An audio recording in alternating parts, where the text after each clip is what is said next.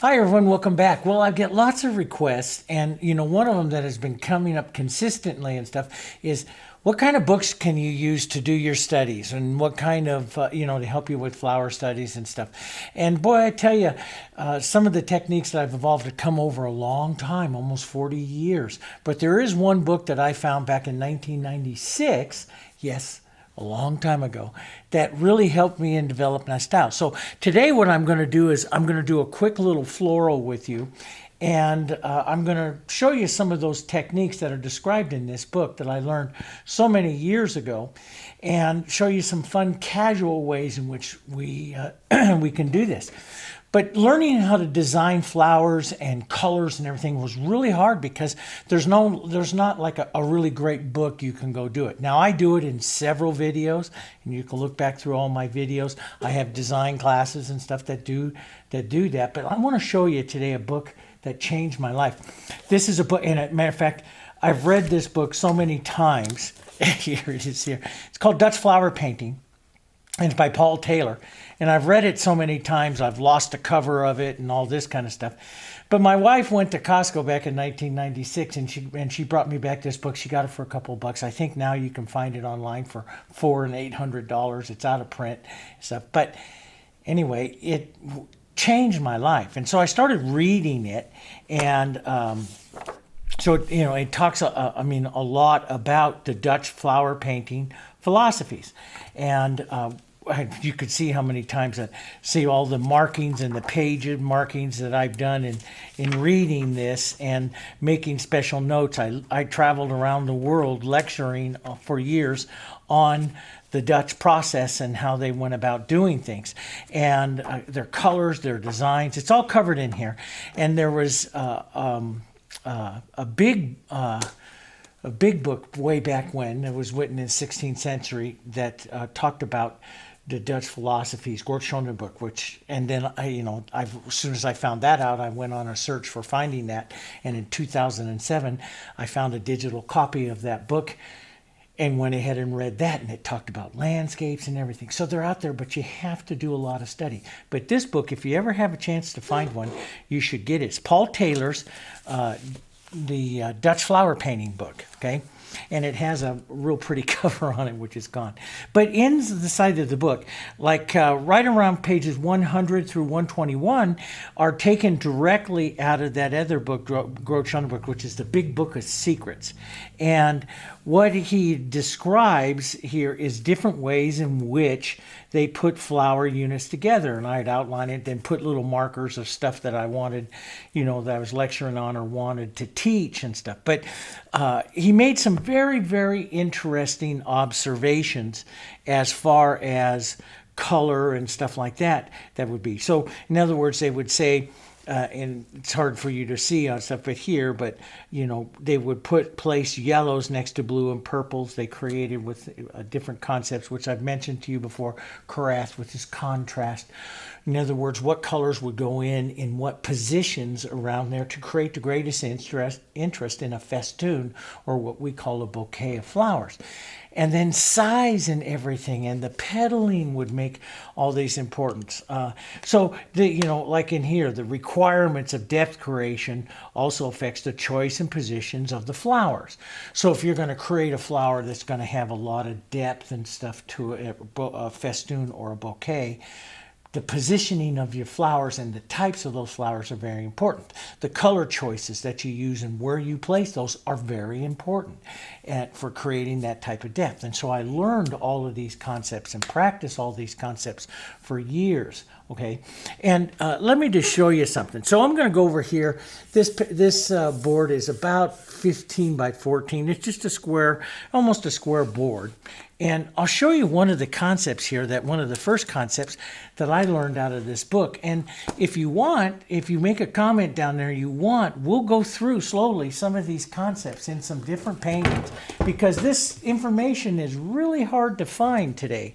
You can't find any of this type of information.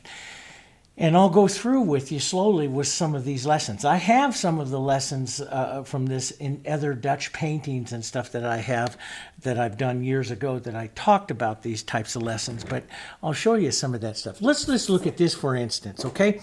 In the Dutch philosophy, the rose, which I'm going to do a yellow rose with you this morning, and then we're going to use the Dutch philosophy for creating contrast, depth, and interest, okay?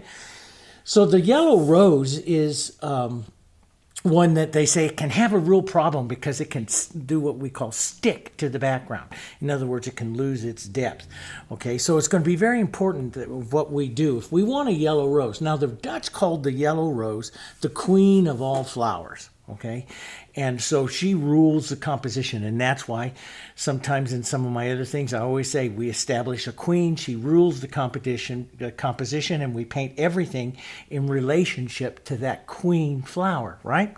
So let's just say, I'll just take some paint here because I'm going to cover all this up, but let's just say I am going to create a rose, and I am going to put a little rose right here. So I'm going to come out and I'm going to put this rose right out right here. Pretty little rose. Here's a little bowl of it.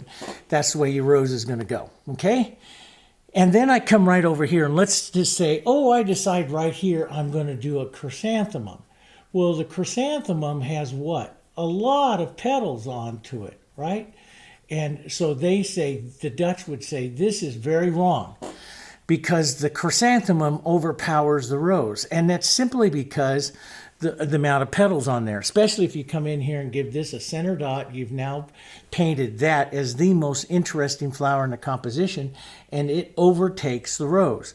And so they always said, whenever you're painting multi-petaled flowers, then your eye, it needs to be very, very careful because those multi-petal flowers can overtake a flower. And what the Dutch would end up doing if they wanted to do something like that is, let's just take a little water here, okay, is you would soften out some of the edges or not show the mum in its completion. So then as I take out some of that mum, you can see your eye slides right back over to the rose. So the positioning, especially of multi-petal flowers or anything. So, you know, I did a painting way back in like 1997. I was fighting this painting. I always remember it because I finally, after a week of wiping it off and going back, it worked. And then I ended up teaching it in 19 different cities around the world. And it became one of my most popular paintings. But one of the reasons why I fought it was I had a rose and a mum, and I fought it until I started softening out the mum. Then, because I wanted to see that rose, and it didn't happen. So we have to be kind of careful with how we design and you know, what we're going to use in our paintings. And we can do that. We're professionals, right? We can do that. But there's, you know, there are rules. There are visual rules, guys, because I hear this all the time from people that say, oh, I can't do that. I can't paint that. I can't be an artist. I'm not an artist. Baloney. All you have to do is learn the rules, and anybody can do it.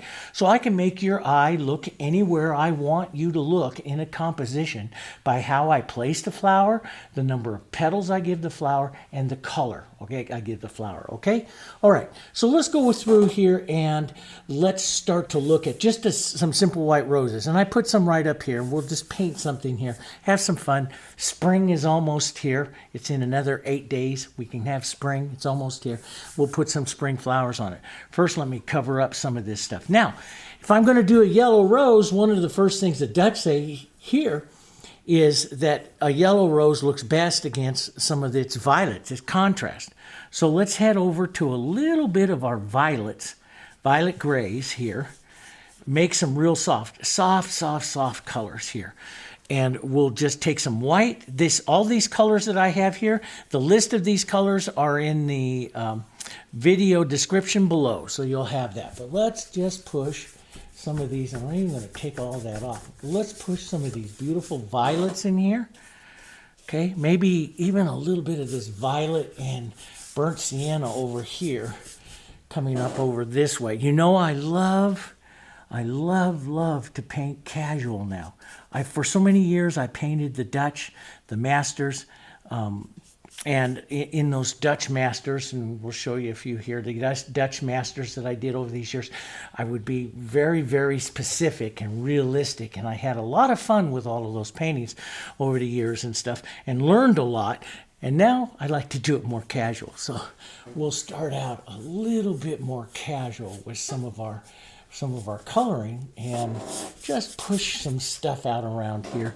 Maybe softly, just wash over some of this to push some of this back a bit. But we'll do a soft violet kind of background here, okay? Why? Because the Dutch says that the violet, the complements basically of the yellow, that a yellow flower looks its best, its most dominant on a violet background. It does not do what they call stick to the background. In other words, it gives the violets and stuff, cool violets will go back and it'll push the yellow forward. So let's just take a look and see here. We'll put a little more color. That'll be good. And then we can come in, I'll rinse that color out of my brush real quick. We can come in and add some more and darken some down and so on and so forth a little bit later on. Let's go, I'm going to go to a larger filbert here because I just grabbed this. This is a number 10. I just grabbed this and was just using it. So I'll just go ahead and use it to paint flowers. Part of the whole reason of getting casual is don't be so specific about everything. If you're specific, I got to go grab this brush, this is my favorite brush, that along with that brush is going to come habits. And those habits are hard for the casual nature of a painting to overcome. So sometimes just grab a brush and just start painting and start looking at it. So let's come up. I want to turn a rose this way. Okay, so we'll maybe put a rose in here. Maybe we'll just kind of combine some of the looks of these two roses here.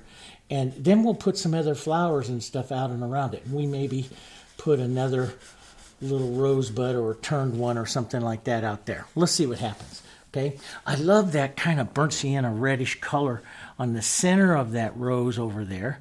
So let's head over to some of that. Maybe cool it a bit. So I have some burnt sienna, some red, a little bit of the red violet here, quinacridone. Let's drop some of that right into the center here.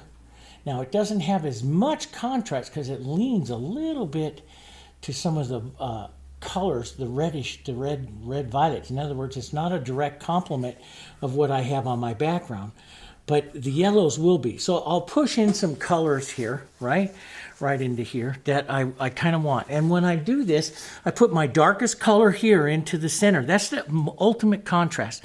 The ultimate contrast, the coolest, darkest, what I want is right up in here.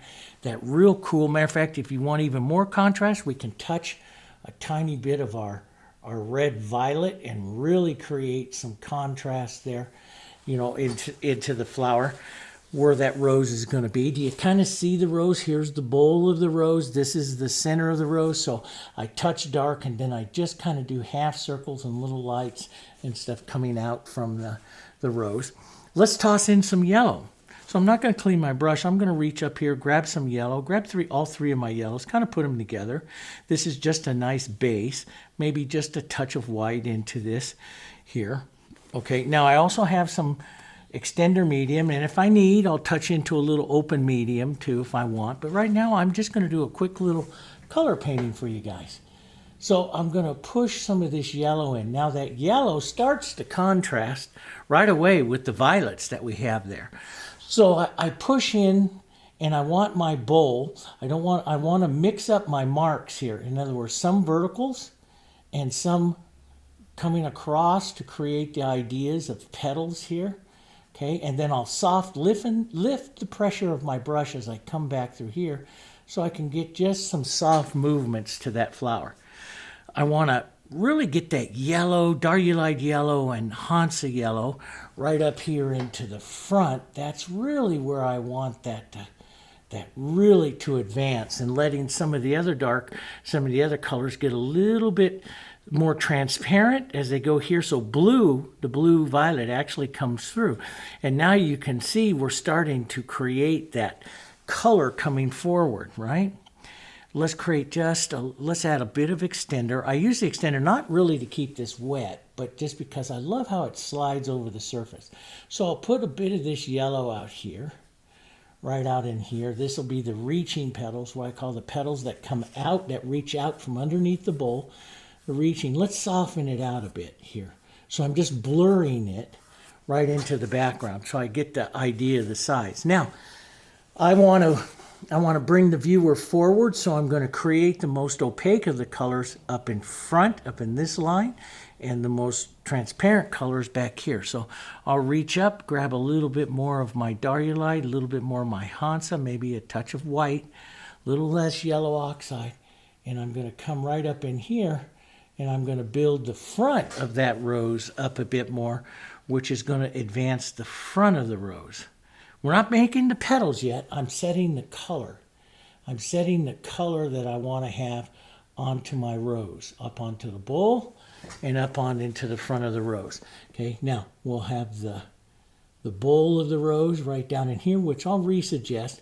But now you can see your eye tracked right along through the front of the rose. If I go take any of this color back here, I start to flatten my rose. Do you see that? That back petal has just as much interest as the front petal, so I don't want to do that. I'll soften some of that out. Leave a little bit of that color back there, but it's softer, right? Okay, now I can come back and I can petal the rose. Now you can also do what I do in other videos. As I say, I just paint for movement. So you can make a real pretty rose just painting for movement, or you can do what I do here is I'm going to come in, pick up a little bit of light color on the edge.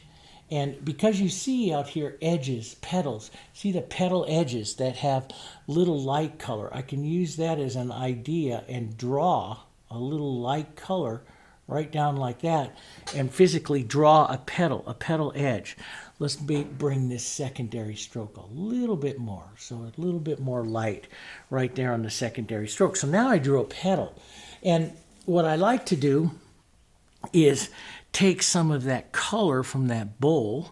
Let's take a little yellow oxide too, right from the bowl, and make sure that this petal goes down into that bowl. Maybe a bit of the quinacridone into that, a little cooler color right down in there. Okay, so we'll set that in there. And again, when I paint the bowl, I'm painting the motion of it coming around here. I'm not concentrating exactly on petals or anything. And if I want the eye to stay right in there, I'll put the greatest degree, maybe even a touch of that red violet, tiny bit right down in there. And I make that the darkest, most contrast area of the rose, which is right there in the front. Does that make sense? And so it all follows that Dutch philosophy, and they describe how you go about making contrast colors, what colors go where to create the greatest contrast and everything. But guys, it's all written down. There's not many artists that teach it today. I used to teach it a lot. I teach it now in different ways, but there are books on it, and if you can ever find that one, boy, go grab it, start reading it, and it takes several times reading it to understand it. Let's come out here. And we'll take a little bit of extender, a little bit more white right out here. And let's draw, I kind of like some of those little two-part petals. So let's draw a little two-part petal here, two little parts to it, leaving a bit of that light color there, okay? Maybe a touch more white. And see, I just edge into it this way. This is what I use a filbert for more than anything else, is I edge into it so I can draw with it. You see what I'm saying? And so, you know, I use these on a lot of stroke roses or roses that have very defined petals. I just roll over now to that drawing side, and I draw that petal just like it's going to go right there into the bowl of the rose there. See, and then I short stroke it. I don't pull all the way. I short stroke it there to the bowl, stopping there at the bowl, so that, you know, I just lightly give the impression. A little bit of color back here. You can put a bit of the back ideas of the petals. Now, you don't want them to be too defined because they will overtake really quickly. But you can use just soft. Just come back out here more yellow, a little bit of white there. And just lightly come in and add a few little petals here as they come down here towards the center. You don't need very many because the viewer's going to see it as a rose, so you don't need very many here, okay? Let's come back you know, and I like this big droopy petal over here to the side, but it's a little bit overpowering. See, if you look at the rose, it just goes out here to the side, and it's a little overpowering. Whereas these little guys here, these cupped ones here, you know, have some nice interest to it without being overwhelming. So I'll just do a softer little petals over here to the side. Maybe just a touch darker over here. You know, we'll just get the idea, because I want this softer out over here on this side. This will be the shadow side. So we'll concentrate on this side, like this side relax down a bit. So let's take a tiny bit, just a bit of this on this. See, it's just a bit on this little filbert. And let's just sneak in here and just roll it onto its side. And maybe make another little petal right there. So see, I can add petals as I go around. Maybe a smaller little turning petal right in here and around. And if I need to, I'll restate any of that center. Sometimes I'll model this up like this, which I like to do. I'll model that up with some yellow, then come back with like a burnt sienna, quinacridone, and red like I just had. Put that on the corner of the brush and restate my movement through that with some of these reds and violets here. And it gives me a really nice look to the rose. And if I do too much of this red, I turn around and I add some more yellow. So I'll come back in here. Let's add a little yellow oxide, a little different, softer. And I'll just take just a bit of that out until I get a center, back and forth, until I get a center that I like, that has the right amount of movement that I want and interest that I want into this rose. Let's take a little yellow oxide, maybe a half stroke right here to soften that. Puts in a little more red and softens some of that.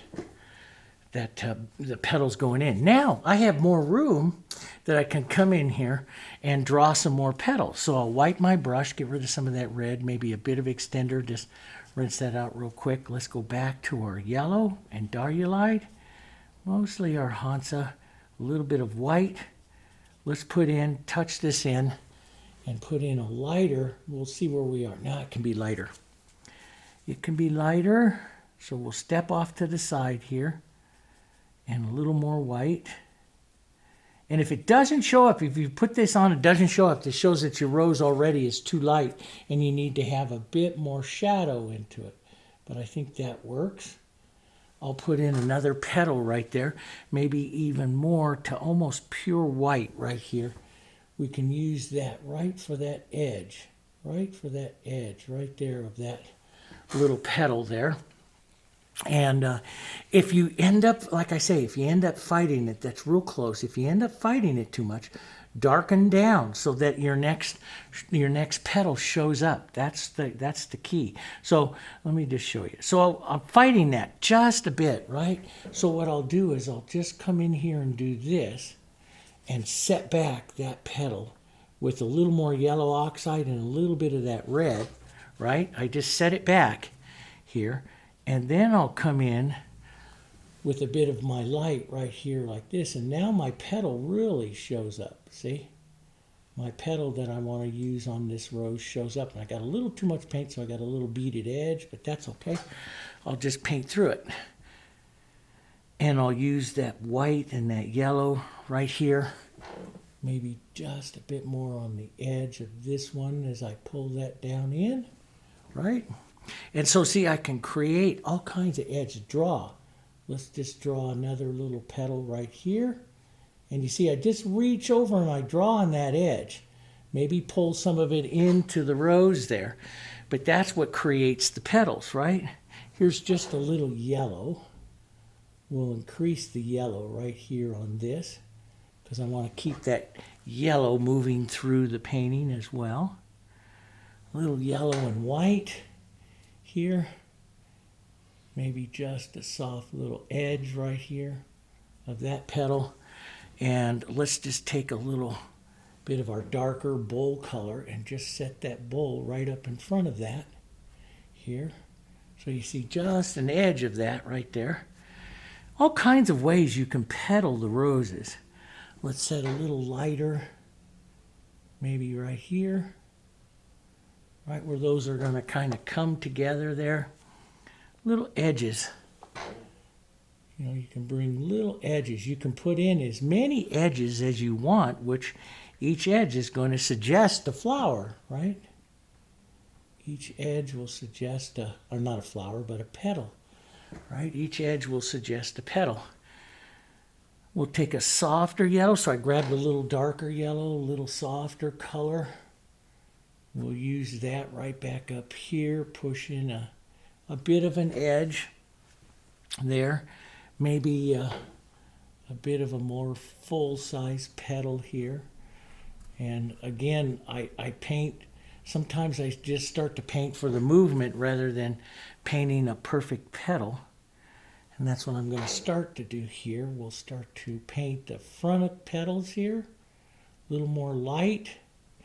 And so I don't get too light there, I'll just grab a little extender, a little bit of my red, some medium tone here for the bowl, and just restake the bowl here, right through there like that. I like to smear it with my fingers because that's more casual there.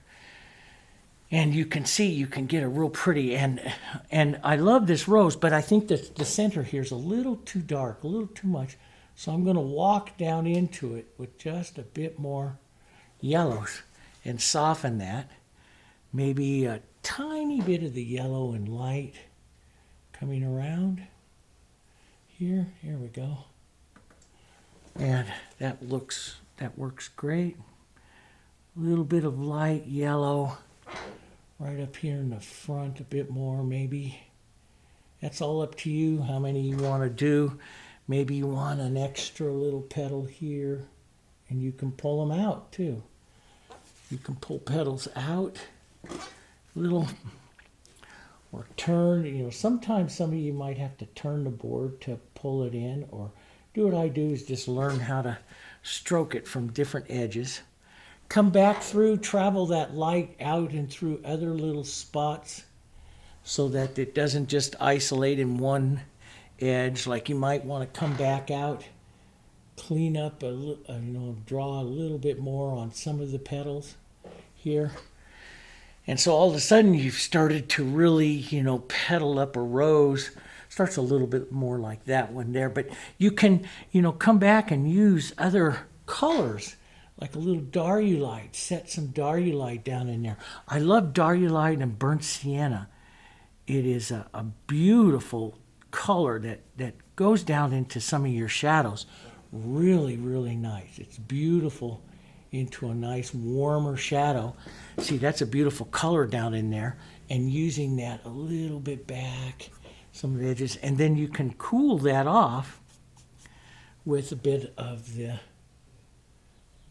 quinacridone there, and we'll keep that kind of soft there, but just a bit of it, maybe a bit of it walking up there. Let's take a bit of that burnt sienna quinacridone, soften that right in there, and then a little bit more yellow and white. Yes, and then I'll just come back here with my yellow, white, a little bit more of an edge, and let's just redraw this one just for giggles here. There we go, a nice softer, and almost I can get more yellow into that here, just a touch, because it's a little bit orange. We wanted to keep this more yellow, so let's just do that. And that's kind of a pretty one in there like that. So now we have that yellow. And one of the things I like to do is, and you see me in a lot of florals and do this kind of stuff, is I'll take some of that color out into the backgrounds, especially if I'm going to paint other flowers and stuff around there. I like that color to kind of move through. The Dutch wouldn't do that. They would paint more specific. They might add other flowers out there to help carry that color. They'd paint more specific. Now, what they would do to say, let's say you wanted to increase the contrast, and I think you pronounce that Kratz. It's it's a little bit more harsher of a word, but they would increase the violet in some positions of the rose here, and that violet will unstick the rose, and see how all of a sudden, boom, it comes up. Now, why? Because they're complements. And you also have a warmth problem here. This is very cool. That's very warm. But the majority of it, as the Dutch would say, is complements, colors that cause other colors to advance. So I could come right in through here, really advance now the front part of my rose just by adding in here some of that violet. And you can see how it unsticks the rose, and all of a sudden the interest comes. Let's take it a little softer, but we'll add a bit of it right back up here. Maybe a little bit more blue to that, just for variation. So it's already had that kind of violet color down there. Let's get from blues to blue violets to violets. So let's put a bit of this violet right out here. Boom, just kind of dress that around a bit. Isn't that kind of pretty?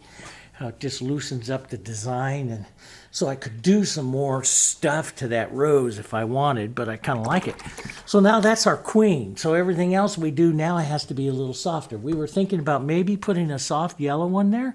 Let's go with our yellow oxide. Let's just put maybe a soft turned one right here. We'll leave it as a back one, and then we'll do some other smaller violet flowers around. So I'll put some of that on. Maybe a little bit around here, you would see a touch of the center colors if that was turned. And, we might even touch a little violet into some of that, just to push that contrast in there. So it's going to be turned, right? Maybe the calyx, I'll take a little pine green and stuff. Maybe that calyx is I'm gonna imagine that calyx right back through here.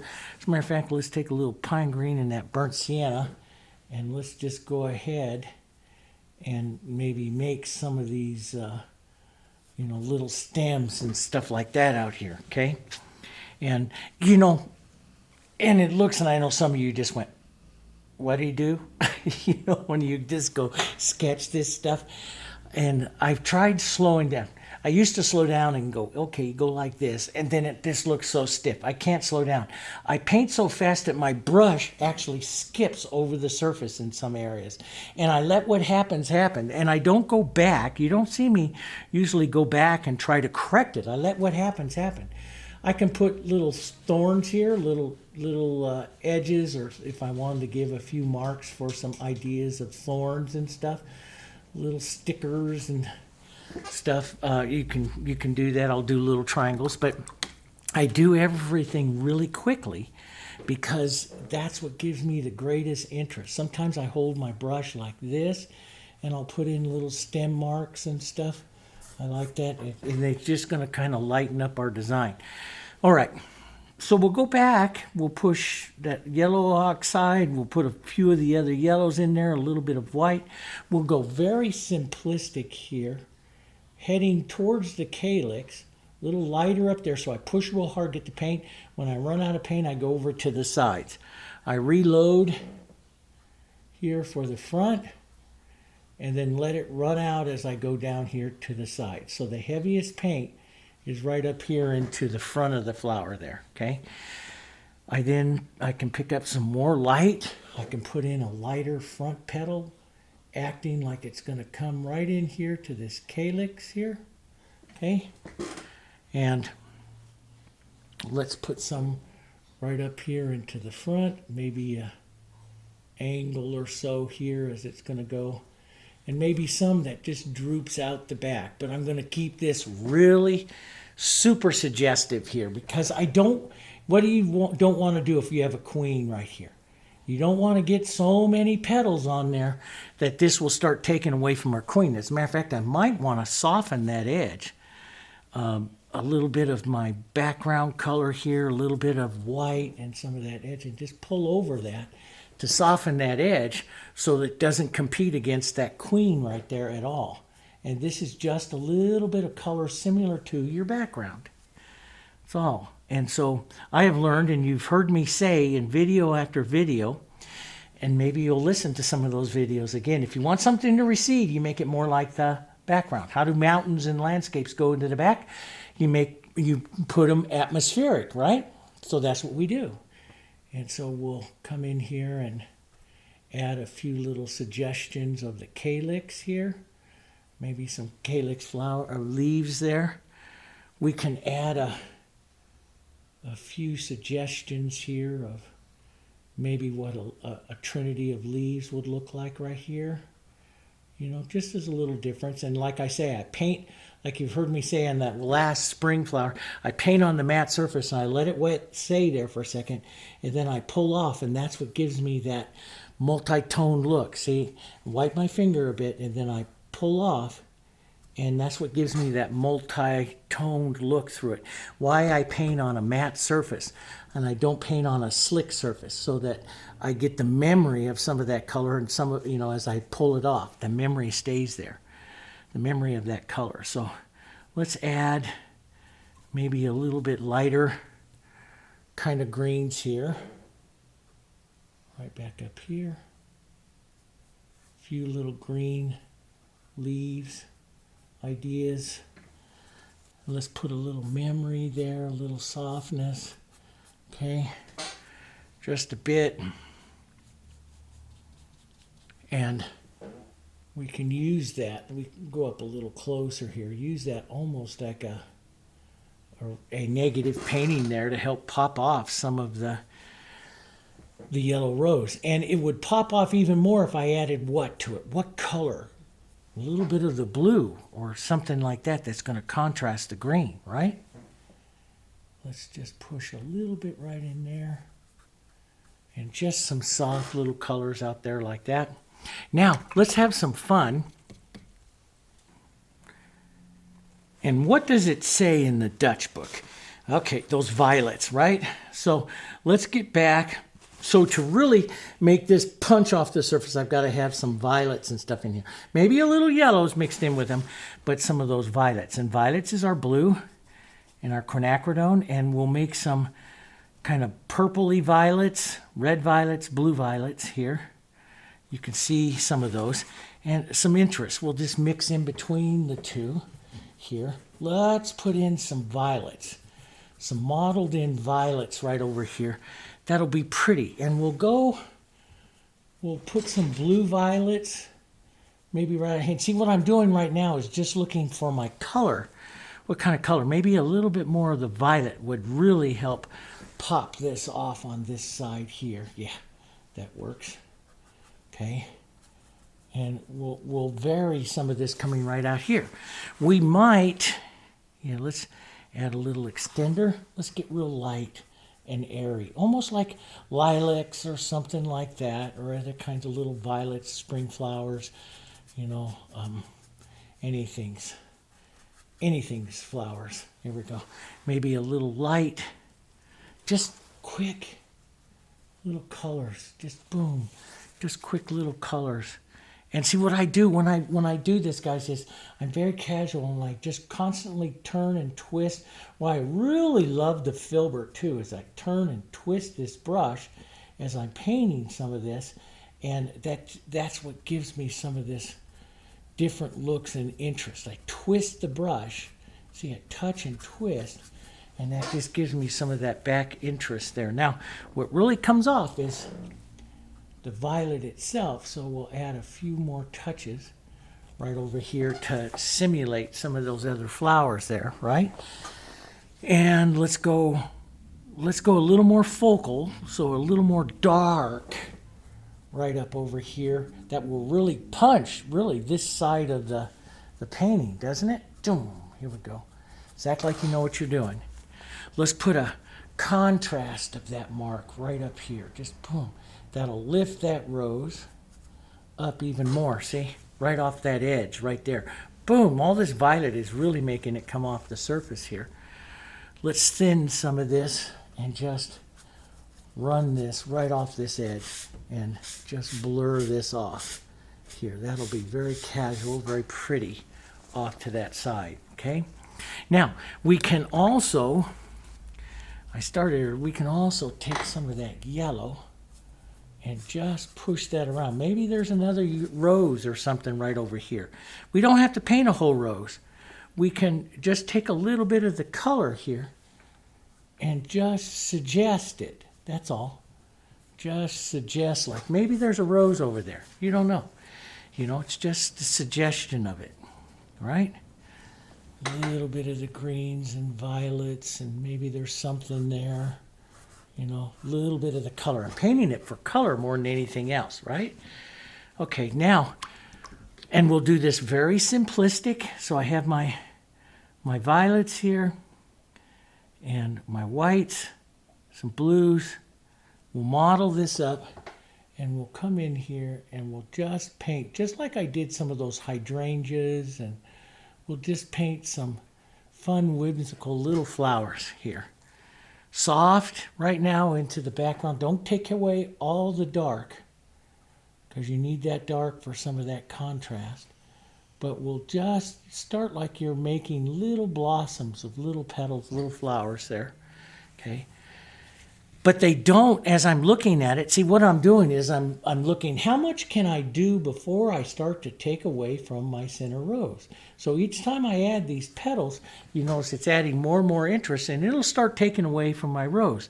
As I get lighter, as I come over here lighter, you'll see it'll start pulling away from the rose. So what I try to do for interest is constantly refer back to my queen, and how much can I do to these little flowers out here before I start taking away from her the interest of her. How much can I paint on these flowers? I slowly start building them until I see, yeah, I'm about enough. Does that make sense?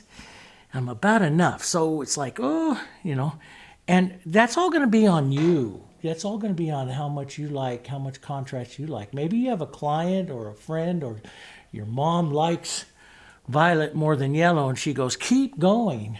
Well, okay, that's fine. But as long as you understand what you're doing, I'll just add a few more little, you know, maybe right out here to help push this one back. I'll do a little bit more light one right here, maybe a little light right there, and that'll help shove that other yellow one further in the back, see? And violets, and maybe here's a little bit more blue. Let's go a little lighter blue right up over here, slightly different here. Boom, let's put a little blue right into those.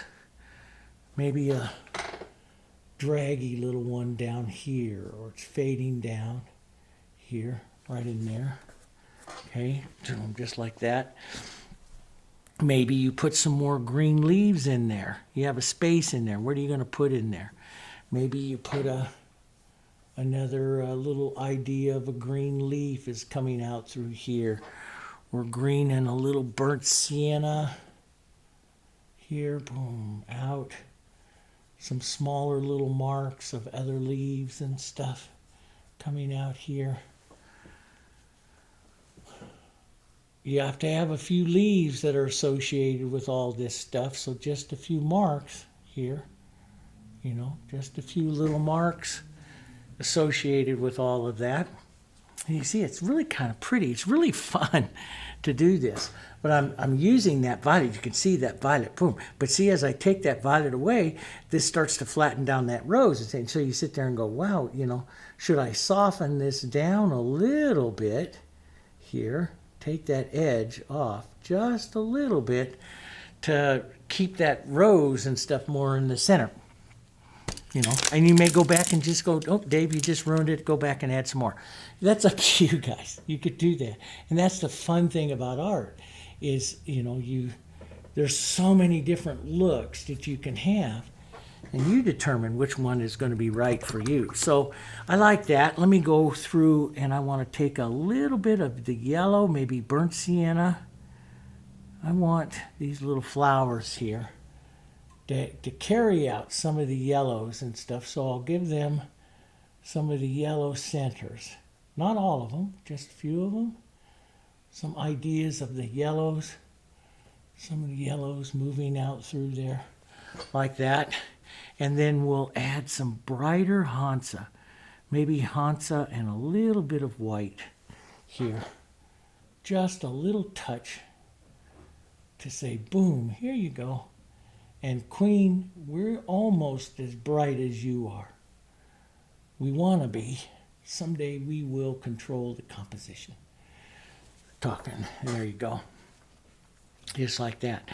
Pretty colors. Now that green kind of ran down into my flower there. So I'll just wipe some of that off. I think that green actually looks really good in there. But I might want to put the edge of that petal right there up in front of that again. Boy, that looks good with that green running in there. So make your green really drippy so it drifts down into your yellow rose. And when that is a happy accident, and then you can fix it up. Okay? Yeah.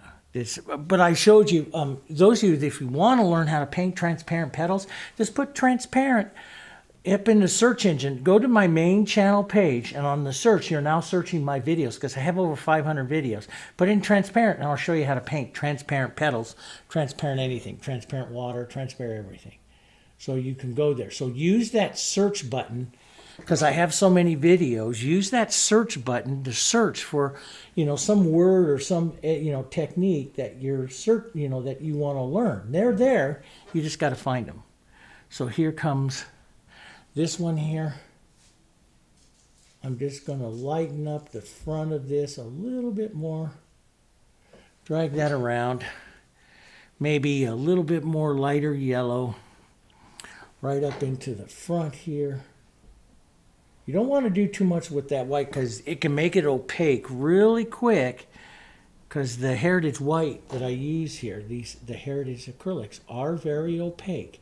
They're professional grade, artist quality acrylics, and so you have to be careful. Some of them are really opaque, so you have to be careful just how much you add into it, okay? So that does that. Maybe I can have, just sneak a little bit of that up here into the front, right up there, for an idea of a turned back one. You could build out a bit more. You can make some soft ideas of some leaves and stuff dragging down here, maybe drags this composition down. A little burnt sienna and green. I love that burnt sienna green. Because it helps, that burnt sienna helps carry some of those yellows and stuff, but that just softens that back. And I think I will, because I've shown you on that, I took that out, and I think I will come back and add just a bit more of a bluish right into there, a little bit more color. So sometimes if you have a lot of violet, maybe a little blue or a little red violet in there, just to help set some of those flowers a little bit different, okay?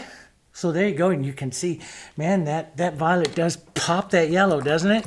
Not bad, not a bad painting, just under an hour, or about 45 minutes or so. Okay, so not a bad painting. I'll sign that up. I'll put that up. Those of you that are in the memberships, I'll put a final photo of that. I'll put those other ones up there, but, just use them for ideas. You're just painting ideas.